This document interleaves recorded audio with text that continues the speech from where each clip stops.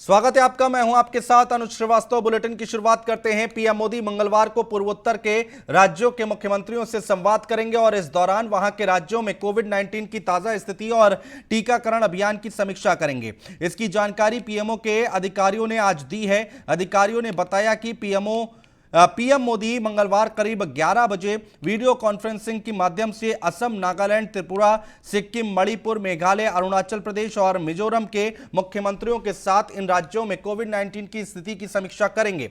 साथ ही प्रधानमंत्री इस दौरान टीकाकरण की स्थिति का भी जायजा लेंगे।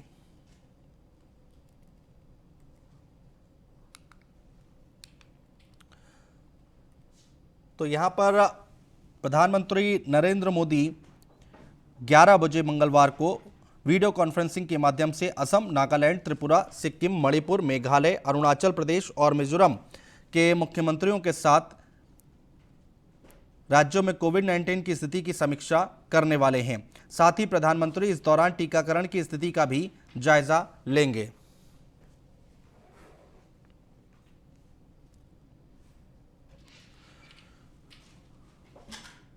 तो पीएम मोदी मंगलवार को पूर्वोत्तर के राज्यों के मुख्यमंत्रियों से संवाद करेंगे और इस दौरान वहां के राज्यों में कोविड-19 की ताज़ा स्थिति के बारे में बातचीत करेंगे, टीकाकरण अभियान की समीक्षा करेंगे। इसकी जानकारी पीएमओ के अधिकारियों ने दी है। आपको बता दें कि पीएम मोदी मंगलवार करीब 11 बजे वीडियो कॉन्फ्रेंस के माध्यम से असम, नागालैंड, त्रिपुरा, सिक्किम, मणिपुर, मेघालय, अरुणाचल प्रदेश और मिजोरम के मुख्यमंत्रियों के साथ बैठक करेंगे, समीक्षा बैठक करेंगे, कोविड-19 की स्थिति की समीक्षा करेंगे। साथ ही प्रधानमंत्री इस दौरान टीकाकरण की स्थिति का जायजा भी लेंगे।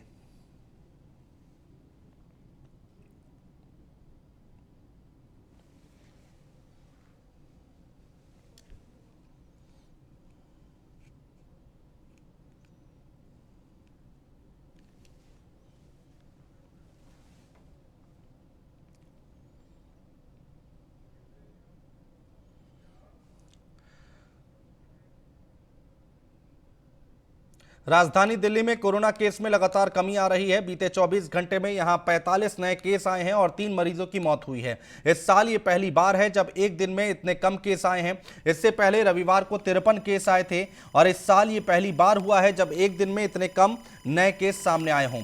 वहीं पिछले 24 घंटे की अगर हम बात करें तो 3 नई मौतें भी हुई हैं। दिल्ली सरकार के हेल्थ बुलेटिन के मुताबिक 24 घंटे में 45 नए केस सामने आए हैं, जो इस साल एक दिन में मिलने वाले नए मरीजों का सबसे छोटा आंकड़ा है। राजधानी में अब तक कोरोना के 14,35,128 केस मिल चुके हैं, जिनमें 14,09,417 ठीक हो चुके हैं और 25,018 मरीज की मौत हो चुकी है। राजधानी में कंटेनमेंट जोन की संख्या घटकर 526 हो गई है। अभी भी दिल्ली में एक्टिव केस की संख्या 693 है। एक्टिव कोरोना मरीजों की दर पहली बार घटकर 0.04% आई है। वहीं रिकवरी रेट लगातार चौथे दिन भी 98.2% रहा, जबकि डेथ रेट 1.74% है। दिल्ली में अब तक 2.23 करोड़ से ज्यादा टेस्ट हो चुके हैं और पिछले 24 घंटे में 55,019 सैंपल की जांच की गई है। इनमें से 43,661 आरटीपीसीआर और 11,358 एंटीजन टेस्ट हुए हैं।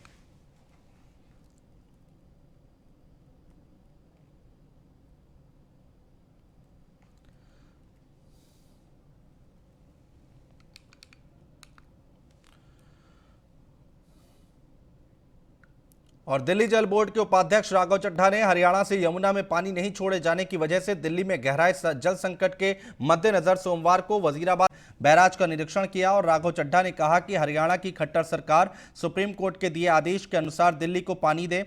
साथ ही उन्होंने कहा कि वजीराबाद बैराज में हरियाणा की ओर से यमुना नदी का पानी छोड़ा जाता है। हम सीधा नदी से पानी उठाकर वाटर ट्रीटमेंट प्लांट में देते हैं और उसे अपने वाटर ट्रीटमेंट प्लांट में साफ करते हैं। इसके बाद हम लोगों के घरों तक पहुंचाते हैं और ये नदी पूरी भरी हुई होती है और नदी का स्तर 7.50 फीट और ऊपर होता है। लेकिन आज पानी बहुत कम स्तर पर नजर आ रहा है और एक बहुत बड़ा खाली मैदान नजर आ रहा है। ये रिवर बेल्ट पूरा भरा होता है, लेकिन क्योंकि हरियाणा ने दिल्ली के हक और दिल्ली के अधिकार का पानी रोक लिया है, इसके चलते आज नदी सूख गई है।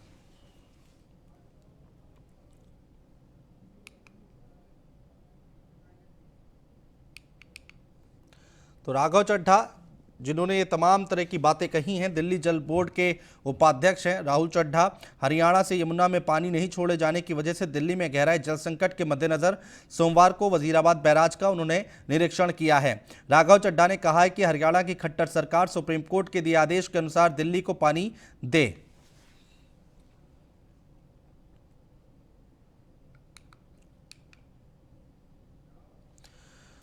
और दक्षिणी दिल्ली के सांसद रमेश बिदूड़ी ने अपने संसदीय क्षेत्र के कापासेड़ा में छात्रों के साथ संवाद किया। दरअसल पिछले कई दिनों से आयोजित की जा रही संवाद श्रृंखला कोरोना एक चुनौती है को पीएम मोदी के नेतृत्व में कोरोना का मुकाबला करता राष्ट्र करता है आयोजन किया जा रहा है और इस कार्यक्रम का संवाद श्रृंखला आखिरी कार्यक्रम रहा है। वहीं इस मौके पर सांसद रमेश बिदूड़ी ने कहा कि पीएम मोदी के नेतृत्व में देश ने कोरोना से डटकर मुकाबला किया है। साथ ही उन्होंने कहा है कि भारत दुनिया की दूसरी बड़ी आबादी वाला देश है। वहीं इस कार्यक्रम में पूर्वी दिल्ली के सांसद गौतम गंभीर और दिल्ली बीजेपी के संगठन महामंत्री सिद्धार्थ ने नई शिक्षा नीति के संदर्भ में छात्रों को जागरूक किया।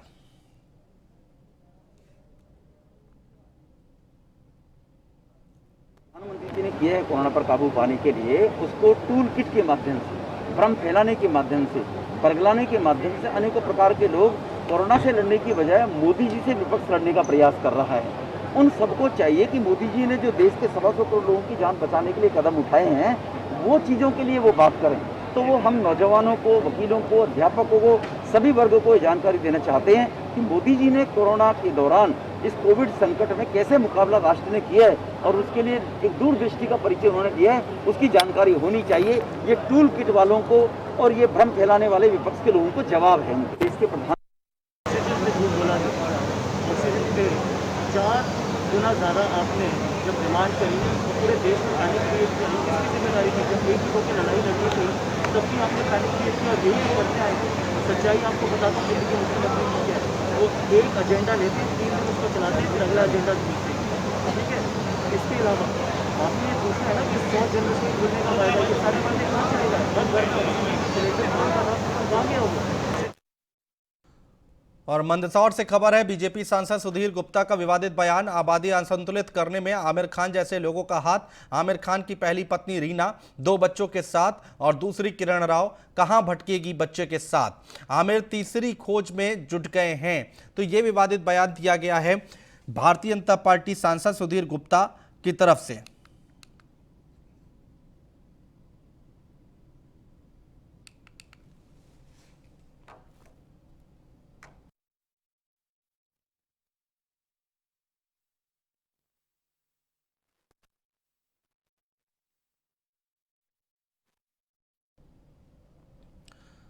और दिल्ली सरकार के महिला एवं बाल विकास मंत्री राजेंद्र पाल गौतम और दिल्ली महिला आयोग की अध्यक्षता स्वाति मालीवाल ने दिल्ली के कमला नगर स्थित एक शेल्टर होम का औचक निरीक्षण किया और निरीक्षण के दौरान शेल्टर होम में कई समस्याएं पाई गईं।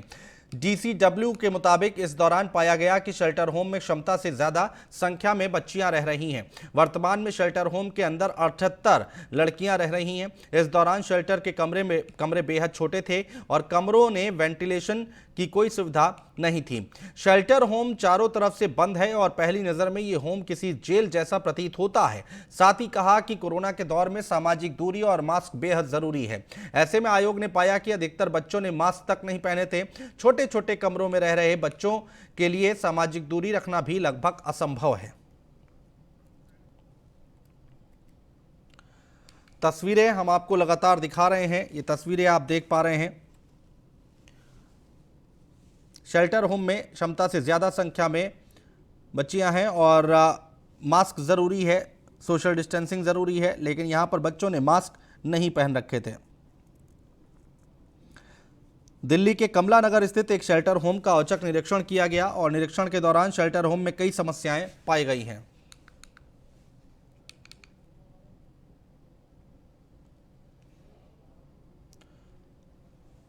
और दिल्ली के हिंदूराव अस्पताल में सोमवार को ऑपरेशन थिएटर के पास भीषण आग लग गई। आग लगने से चारों तरफ अफरा तफरी मच गई। वहीं सूचना मिलते ही दमकल की कई गाड़ियां मौके पर पहुंच गईं और कड़ी मशक्कत के बाद आग पर काबू पा लिया गया। वहीं किसी के हताहत होने की खबर नहीं है।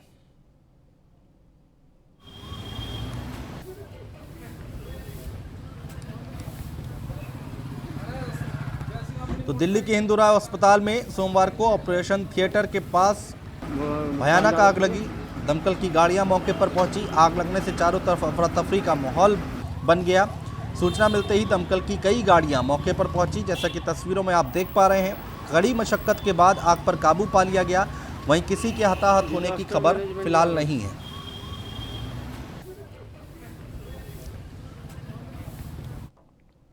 राजधानी दिल्ली में कांग्रेस ने एक बार फिर से बीजेपी और दिल्ली सरकार पर जमकर निशाना साधा। दिल्ली कांग्रेस प्रदेश अध्यक्ष चौधरी अनिल कुमार ने कहा कि कोरोना काल में बीजेपी और दिल्ली सरकार दोनों ही पेट्रोल और डीजल में अपना अपना टैक्स ले रही हैं, लेकिन जनता के बारे में कोई नहीं सोच रहा। और दूसरी तरफ जनता महंगाई की बोझ से दबती जा रही है। दिल्ली कांग्रेस अध्यक्ष अनिल कुमार ने केजरीवाल सरकार और उपराज्यपाल की जांच पर सवाल उठाते हुए कहा, दिल्ली सरकार ने 875 करोड़ में 1000 बस खरीदने का ऑर्डर दिया था और उनकी मेंटेनेंस 3413 करोड़ रुपए दी गई है। इतने में 4000 नई बसें आ सकती थी। कांग्रेस ने डीटीसी बसों की खरीद के मामले में आम आदमी पार्टी सरकार पर बड़ा निशाना साधा है। इस मामले में भाजपा पहले ही दिल्ली की केजरीवाल से घेर रही है। वहीं अब दिल्ली कांग्रेस ने डीटीसी बसों की खरीद को लेकर आप सरकार के खिलाफ सीबीआई में जाने का अल्टीमेटम दिया है। यदि बीजेपी और बीच सरकार ने यह आदेश नहीं किए, देश के प्रधानमंत्री, दिल्ली के लेफ्टिनेंट गवर्नर साहब, और तो और मैं अरविंद से भी मांग करता हूं, आप तो उदाहरण देते थे एक साफ स्वच्छ राजनीति का, भ्रष्टाचार के खिलाफ जंग लड़ने की बात करते थे। आप गोवा जा रहे हैं, आपके ट्वीट में आप लिख रहे हैं। यदि वाकई आप ईमानदार हैं तो आप अपनी सरकार में लिखिए सीबीआई मांग जांच। दूध का दूध और पानी का पानी होना चाहिए दिल्ली की जनता के सामने कि 875 करोड़ रुपए की बसों के लिए मेंटेनेंस का जो बजट आपने रखा है 3413 करोड़ रुपए, 4 गुना ज्यादा। ये दिल्ली की जनता को समझाइए कैसे हुआ है।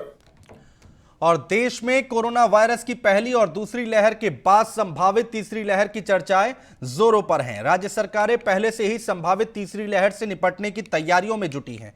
इस बीच दिल्ली नॉर्थ की डीएम ईशा खोसला की कोरोना की तीसरी लहर से निपटने को लेकर क्या तैयारियां हैं, इसको लेकर न्यूज़ वन इंडिया के संवाददाता सनी तुशीर ने डीएम ईशा खोसला से खास बातचीत की है। क्या कुछ उन्होंने कहा वो सुनवाते हैं आपको।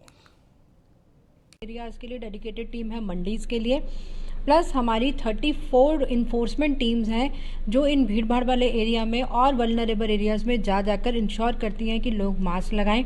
और जो जैसे इकोनॉमिकली वीकर लोग होते हैं, जैसे वेंडर्स हैं जो मास्क अफोर्ड नहीं कर पाते, वो उनको मास्क देती भी हैं कि उनको मास्क, ताकि वो मास्क उस तुरंत ऑन द स्पॉट ही लगा पाए। इस तरह से स्पेशल 34 टीम्स हमारी पूरे डिस्ट्रिक्ट में काम कर रही हैं इन्फोर्समेंट के ऊपर। अच्छा, वैक्सीनेशन को लेकर कोई जागरूकता अभियान अभी चलाया जा रहा है, क्योंकि लोग अभी भी वैक्सीनेशन लगवाने के लिए कतरा रहे हैं, तो कुछ ऐसा जागरूकता अभियान चलाया जा रहा हो?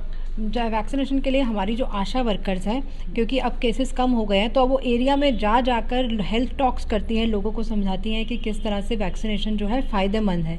इस तरह से समझा रहा है। दूसरा, एक डॉक्टर्स भी जो है अपनी वीडियो बनाकर सोशल मीडिया पे हम सर्कुलेट कर रहे हैं। तीसरा, हम जो सोसाइटीज़ हैं उसमें हमारे एसडीएम्स जो है सीनियर सिटीजन्स की, जैसे कहीं पे चौपाल है वहाँ पर जाके आईसी करवाते हैं, या सोसाइटीज़ में आरडब्ल्यूएस के साथ वर्चुअल मीटिंग लेकर उन लोगों को समझा रहे हैं कि वैक्सीनेशन का क्या क्या फ़ायदा है। तो हम मेडिकली भी उनको समझा रहे हैं डॉक्टर्स और आशा वर्कर के थ्रू, और हमारे एसडीएम्स की टीम्स भी उनको समझाती है कि किस तरह से हमें वैक्सीनेशन आगे आने वाली वेव से बचाएगा। बिल्कुल। तो इस वक्त हमारे साथ खास बातचीत के लिए डीएम नॉर्थ ईशा खोसला जी मौजूद थे, और उन्होंने बताया कि किस तरीके से हम थर्ड वेव, जैसे कोरोना संक्रमण की सेकंड वेव को आप सभी जानते थे कितनी खतरनाक थी, और आने वाली थर्ड वेव उससे भी खतरनाक बताई जा रही है, तो उसको रोकने के प्रयास अभी से डीएम नॉर्थ के द्वारा कराए जा रहे हैं। न्यूज़ वन इंडिया के लिए सन्नी तुशीर। और दिल्ली विश्वविद्यालय की आर्ट फैकल्टी के बाहर छात्रों ने सत्याग्रह आंदोलन किया। शांतिपूर्ण चल रहे इस सत्याग्रह में कुछ युवकों ने छात्रों के साथ बर्बरता की, जिसके बाद एक छात्र यूनिवर्सिटी की छत पर चढ़कर हाई वोल्टेज ड्रामा उसने किया और मांग रखी कि कोरोना काल में आर्थिक तंगी से गुजर रहे छात्रों को पीएम मोदी कई चीजों में राहत देने का काम करें। वहीं गुस्साए छात्रों से न्यूज़ वन इंडिया के संवाददाता किरण पाल सिंह ने बातचीत की।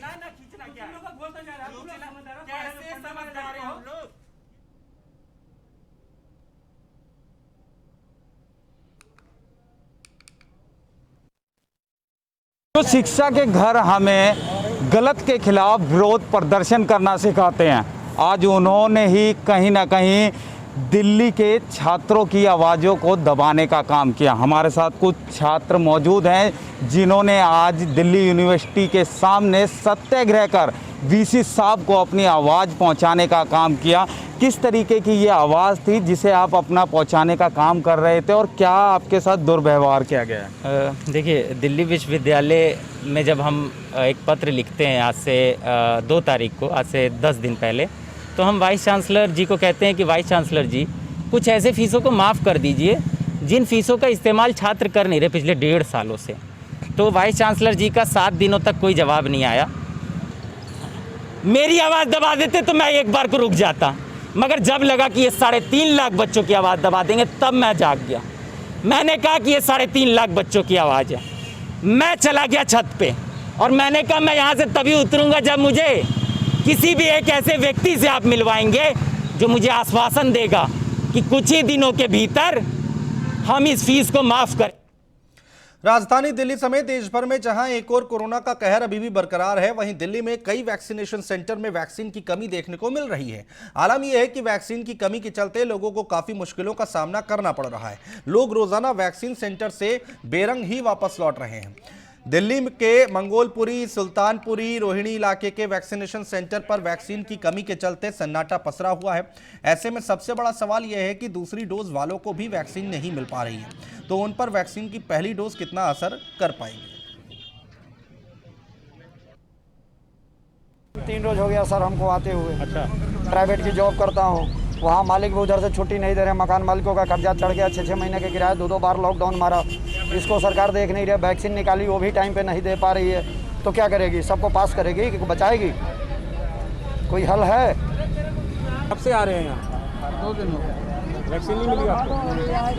क्या कह रहे हैं 3 रोज हो गया सर हमको। और दिल्ली पुलिस ने प्रतिबंधित चाइनीज मांझा की 1110 चरखी के साथ एक शख्स को गिरफ्तार किया है। दरअसल दिल्ली सरकार ने चाइनीज मांझा की बिक्री पर रोक लगा दी है। वहीं पुलिस के मुताबिक जाफराबाद में आरोपी राहत खान के आवास पर छापेमारी की गई और उसे गिरफ्तार कर लिया गया।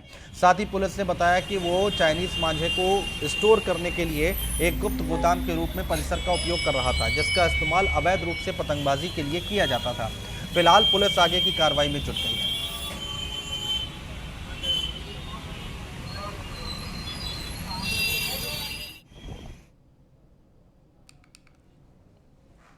और फिलहाल हमारे इस बुलेटिन में इतना ही। नमस्कार।